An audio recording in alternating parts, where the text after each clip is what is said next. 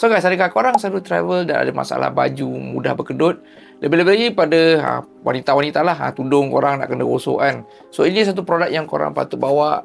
Ini ialah Gabor Handheld Steamer Iron. So saiz dia memang kecil ni korang boleh simpan nak bawa ke mana-mana. So cara nak guna pun korang pusingkan saja dia punya handle, dan dia berat dia pun dalam 0.6 kg ataupun dalam 600 gram saja. Dan kapasiti air dia ialah 120 ml. Jom kita tengok apa dalam kotak.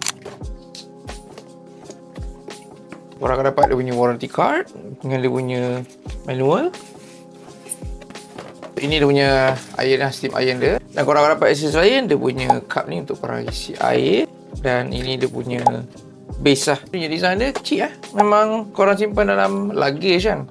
Dia takkan makan space yang banyak lah. Dan nak guna pusing lah. Pusing macam ni. Alright.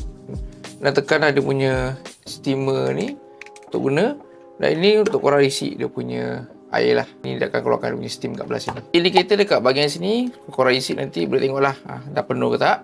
Dan ini dia punya base untuk korang letak steamer iron ni. So steamer iron ni dia sesuai lah untuk baju-baju yang mudah nak gosok lah, macam cotton ke kain apa tu yang jenis lembut macam tudung kan. Sesuai jugalah. Kalau macam tebal-tebal tu mungkin korang kena extra effort sikit lah. Jadi guys, kalau korang berkenan nak dapatkan steamer iron daripada Gabor ni, boleh dapatkan sekarang.